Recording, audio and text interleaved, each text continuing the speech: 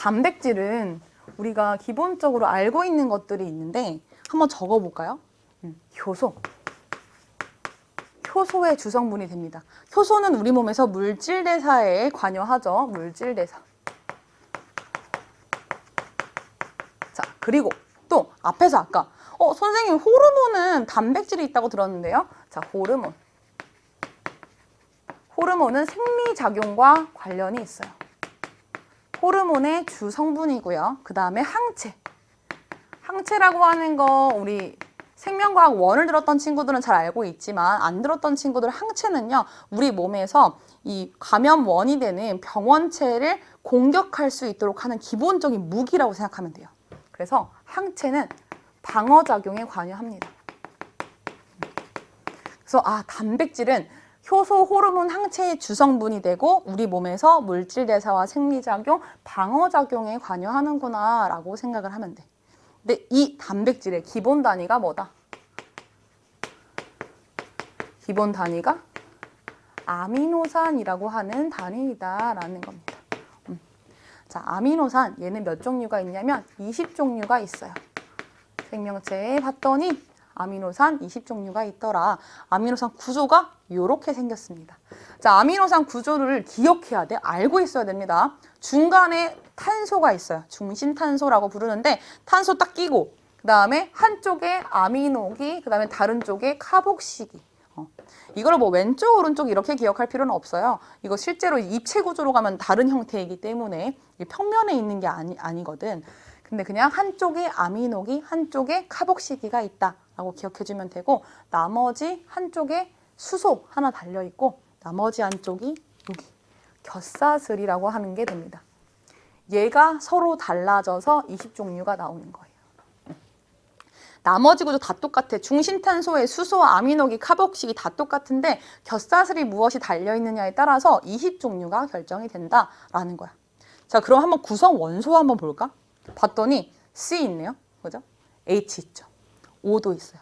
또 하나 뭐 있어? N이 있지. N. 그래서 우리 단백질의 가장 기본은 C, H, O, N이라고 하는 성분이에요. 그리고 간혹 실험에서 사용되는 부분인데 물질에 따라서 S를 가지고 있기도 합니다. 이 S는 곁사슬에 들어가 있는 경우가 있대요. 그래서 단백질은 CHON이라고 하는 걸 기본적으로 확실하게 갖는구나. 그리고 아미노산 종류에 따라서 S라고 하는 애를 갖기도 하는구나 정도 기억을 하면 됩니다. 이 아미노산이 하나 덩그러니 있다고 해서 단백질, 이 20종류의 아미노산으로 하나의 각각의 단백질만 만들 게 아니잖아요. 그래서 이 아미노산은 20종류가 아미노산의 종류, 수, 순서에 따라서 단백질의 기능이 결정됩니다. 자, 얘가 단백질의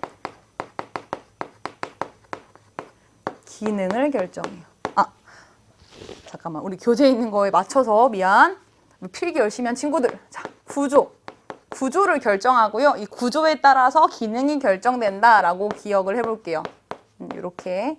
자, 근데 이 구조를 형성하기 위해서 아미노산 여러 개가 뭘 해야 돼? 연결돼야 되지. 그래서 아미노산이 연결되는 방법을 배울 건데요. 이렇게 2개를 한번 이따가 해보겠습니다. 아미노산 2개가 이렇게 나란히 있네요.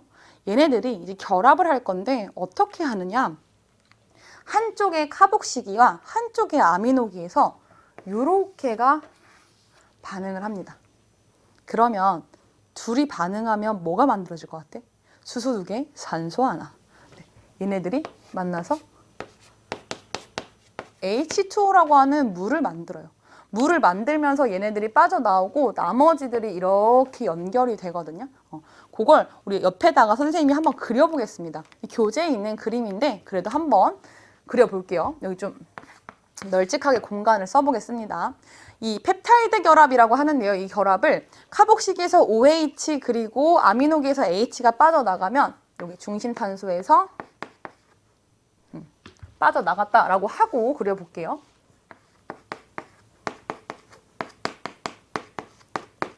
이런 식으로 그려져요.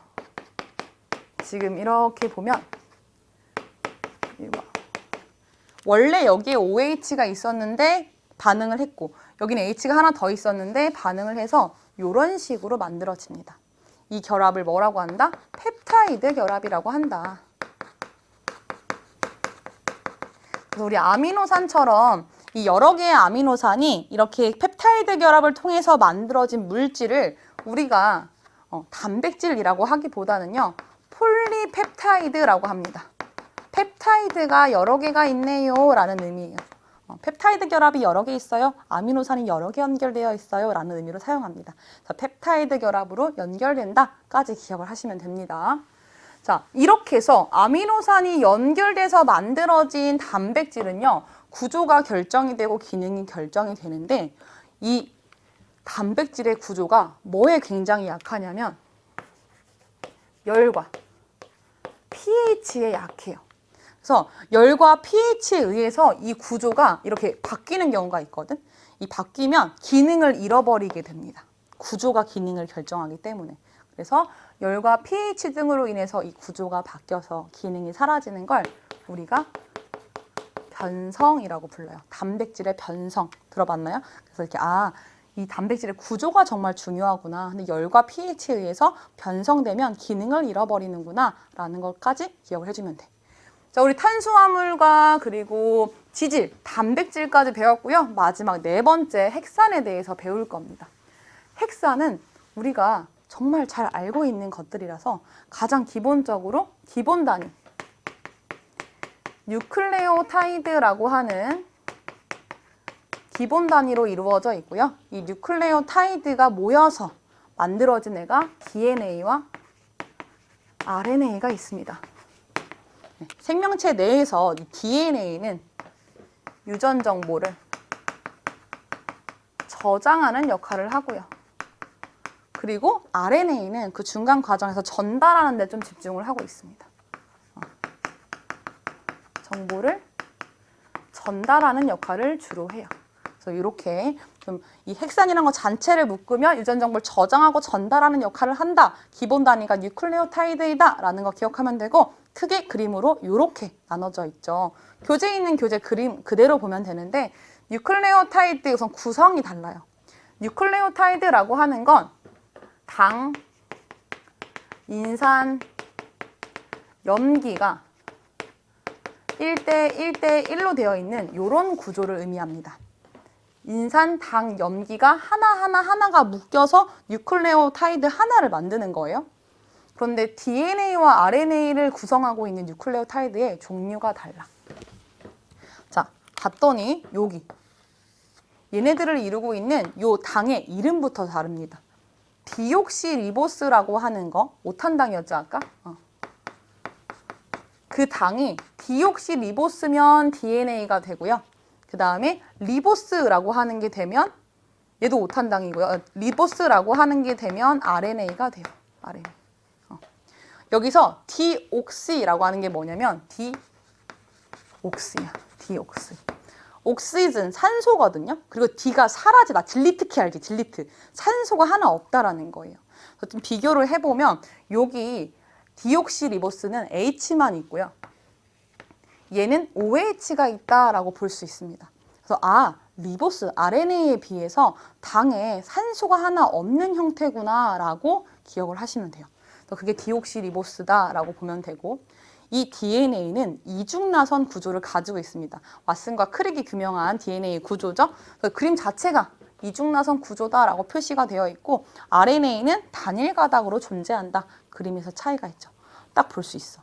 근데 하나만 더 기억을 우리가 해야 되는데 이 염기가 종류가 좀 다르더라라는 거야.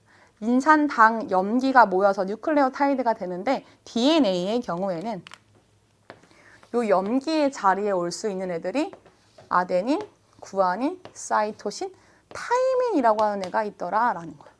근데 RNA를 봤더니 다르죠? A, G, C까지 똑같은데 유라실이 다르더라라는 겁니다.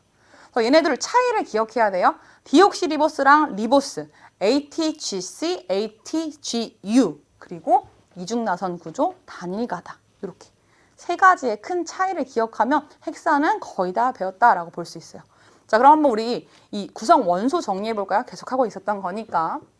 탄소를 이루는 탄소화합물입니다. CHO 기본으로 있고 얘들아 구조에 인산이 있어. 인산이 있다라는 거 뭡니까? 피가 있다라는 거예요. 그래서 이 DNA와 RNA에는요. 인산, 피가 무조건 들어가고요. 이 염기라는 곳에는 질소가 무조건 포함됩니다. 질소를 가지고 있는 물질을 의미하기도 하거든요. 그래서 CHOPN 얘네가 핵산을 이루고 있는 기본 구성 원소이다. 이렇게까지 기억해주면 됩니다.